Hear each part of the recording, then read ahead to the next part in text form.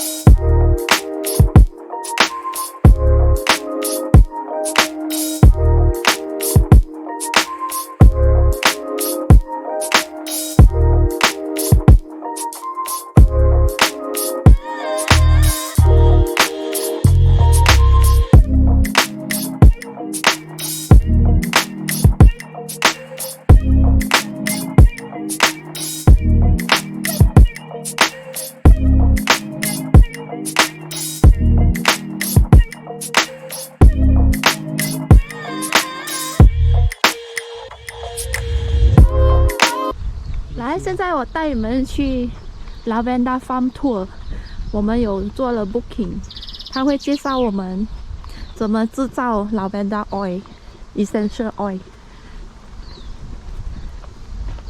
现在我们要去问他，我们的 tour 是几点？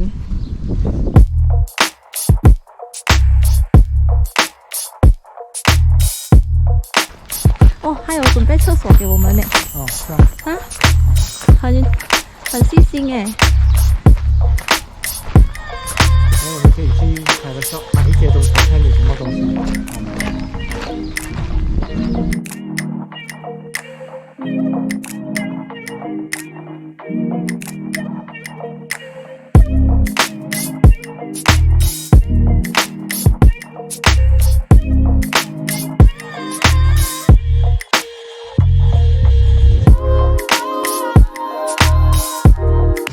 这个就是那个工厂。Welcome to Alphra. Good morning. Is this the first time you've been here? Yeah, it's our first time here. Just enjoy. Go enjoy. Wow, You it's must so take beautiful. photographs on the back field because the back field is so beautiful. It's got very high lavender. It's called Superior Lavender, Lavendin actually. So it's definitely worth taking photographs. We've got 10,000 plants all the way around the property for you to enjoy. Okay. And then I can tell you a little bit about how we do all the different things. Yeah. Yeah, Once you've sure. had a look around. So how many varieties of lavender you have here? We only have 4 commercial ones, and probably about 10 different types. But just 4 commercial. Oh, just for commercial. Yeah, so Grosso there, Superior there, Impress Purple over there, and Pacific Blue at the front. Oh, okay. Also, they are just all in. Yeah, boxes. and just the ones around the sides, right round the sides. So I'll just. So usually, like, when is the season? It's not very long, so it's only 8 weeks that we keep it like this, and we keep it open for 8 weeks. And then after that, it's just e-sales, because we have to make sure we take all the oil as much as we can get, so that we've got it for our products the following year.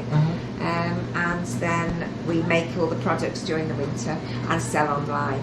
Oh, okay. Oh, that's great. Yeah. So grow them, keep them, process them during the Yes. and sell them the next definitely. season. Yeah. Oh, so is this the best time tourists to come over to visit the farm? It's the only time. It's the only only time. You've just got the 8-week window going from 15th of December to February the 6th. Now is the February. best time that Yeah, all of them, definitely. all And now the plants bees are opening them up for you to see all the beautiful purple flower.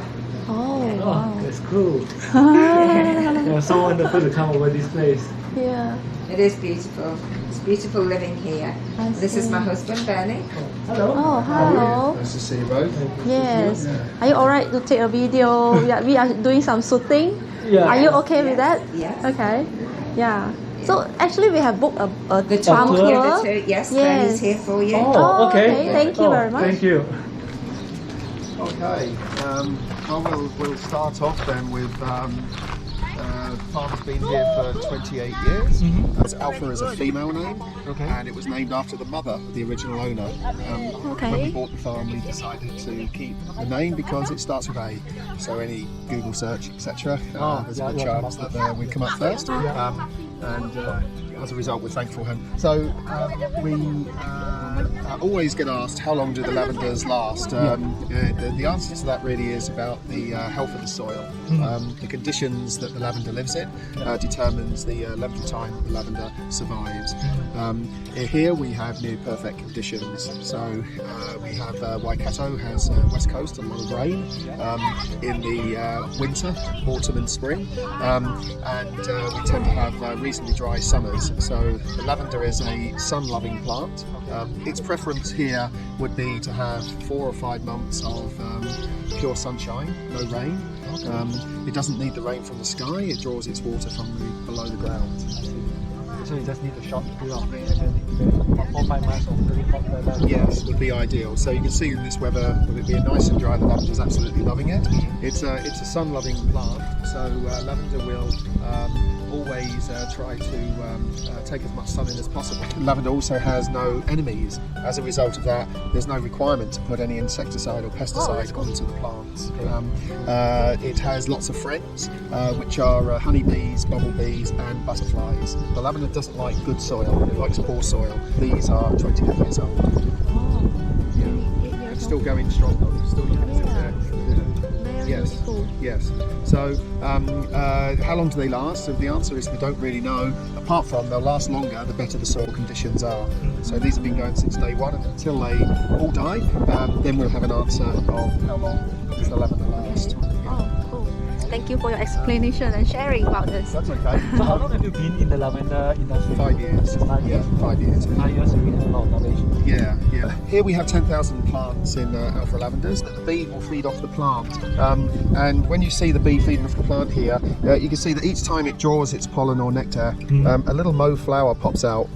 Oh. Yeah, so you see all these little mauve flowers Yeah, that are popping out. So of course in their thousands, that's what gives it its vista of purple from there. If you look at this flower here, the grosso, the bees have not yet transferred from the superior onto the grosso. Yeah. You can see very few levels of purple, of mauve flowers coming out. Therefore the flower is much thinner Yeah. and much darker in terms of purples. The bee is doing a great job. So the bee actually turn the flower into something very Yes. flourish. Very Yeah, and of course through cross-pollination is how plants remain healthy for the following year. So the plants are getting a lot out of it. So lavender, whilst it's got fantastic benefits to human beings.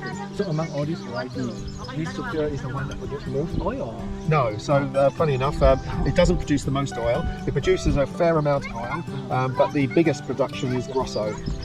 Yeah, yeah. So the easiest way to put that is if we were doing 100 kilos of flower head to distill, we would probably get about 2.2 litres out of 100 kilos of flower head. About 40%. Yeah, but with the Grosso, we would actually get about 3.5 litres. So whilst it doesn't sound a lot, 2.2 to 3.5 is actually around 40% larger, bigger output of oil than the Superior gives us. So you'll notice as well, if you've got a lavender in your garden, the lavender will be growing from the ground upwards. But here you'll see that everything is pruned back to the wood, all the way around the sides, and the only thing that we leave on is this green foliage here. So all the stems are cut and we're just left with the green foliage. So when it regenerates in the spring, that green foliage is grey, it turns green, and then the shoots start to rise up. And the reason why we do this is because then the shoots can only go up straight, and then the weight of the flower bowls them over. So then you get this lovely bowl effect of the lavender. You can see these 5 rows are much greener and also a duller purple. These are impressed purples, but we use the impressed purple for dry flower. We use that to dry the flower. So we cut from the stem, and we hang bunches of these in the shop to dry, upside down, to dry. And then we have a rubbing machine, which then rubs the flower head off once it's all dry. Now the reason why we cut this first is, as I said before, each time the bee feeds on it, you've got an open little mauve flower that pops out. If it doesn't go up into a mauve flower, then it means that the oil inside is not open to the elements. So if you hold your hand out here, just pinch that little calyx there, that little bit, and then smell. Yep. And so between your nails is, it has to be so you can really pinch it, and then you smell that oil for days. So that oil is trapped inside there. Yeah. Oh, yeah. Because the bee stronger. Yes, because the bee hasn't opened it up, like they have done here. So if the vast majority of the flower is not open, it means the oil is retained inside. The air can't dry it out, and as a result, that's why we use it for our dry flower. So do you also sell this lavender overseas as well, or mainly for the local? Overseas? Overseas. Yeah, we do some to Malaysia. Yeah, so we have a good friend in Kuala Lumpur. So this is the machine here that we use to cut the bits. You can see it's got all sorts of heights on it, and you can see the little blades here. And it's cutting the flower head, and then these big blowers here will blow the flower into the collection bag that sits on this frame. Okay. So we have a white collection bag. So like in order to cut one of the row, how long does it take? So cut a row, 5 minutes to run through, and then turn it round, maybe 5 minutes to empty the bag. We just use them to store, but once we're ready for distilling, we'll take these out, wash them, get them ready for the flower to come in. So how long can you store the flower? Well, first of all, the dry flower that we hang, we store up there for about 4 to 5 weeks. Then they're nice and dry and brittle. But for the flower that you distill the oil, it gets put into these straight away, so fresh. Also, you don't dry them? No, don't dry, they get going fresh. And we stamp about 100 kilos of flower head into there. It then gets lifted by this equipment up and into this still here. So there's a second cartridge already in here. So it fits in perfectly. The lid comes down. Okay. And how long you need to cook it for? Well, we then have 4 burners that heat the water. As the water comes through, the steam comes up here. It follows it all the way underneath into here, and there's nowhere else for it to go other than through here. So through steam distillation, sheer pressure of hundreds of degrees, it forces the liquid of the plant out of here, and we'll run this for about an hour. Here it comes out of here as steam and liquid, and it will reconstitute back to complete liquid. There's 15 cooling tubes in here. So as it runs through these cooling tubes, it comes out of here as liquid. When the liquid is dropping into here, it's water and oil. The oil is lighter than the water, so it sits on top. And as the levels are rising, then the oil drips out the front, and the water drips out the back. I see. So the water is the plant water. It's been distilled, Yeah. And it's got 2% lavender oil in it. So it's called hydrosol. It comes out of here. There's a little table with 2-litre collection jugs. We'll then move the oil over here because when it comes out, it's not a perfect separation. Yeah. So it's about 95% oil, 5% water. We pour the 2 litres into this 2-litre collection jug here. Okay. And same principle, once it's in, the water's heavier. So if there's a small amount of water in there, it'll all drop to the bottom. Okay. There's then a release valve that you can see here, this red release valve. Yeah. And then we twist that, and out comes the water, and then we tighten it up and close it when there's only oil left. So of that 2 litres, we'll probably get about 1.9 of pure oil. That oil then gets transferred to these light sensitive bottles here. When we've got 2.5 litres, we will put it into the vat at the back, which is a dark cold store, and it will mature for over a year before we use it. So what's the difference between the fresh one and the mature one? Like wine, really. A fresh one will smell grassier. It also won't last as long because it's not had the chance to mature in those conditions. Yeah, It's very important to mature. very important. It's why our reputation, our brand is very respected.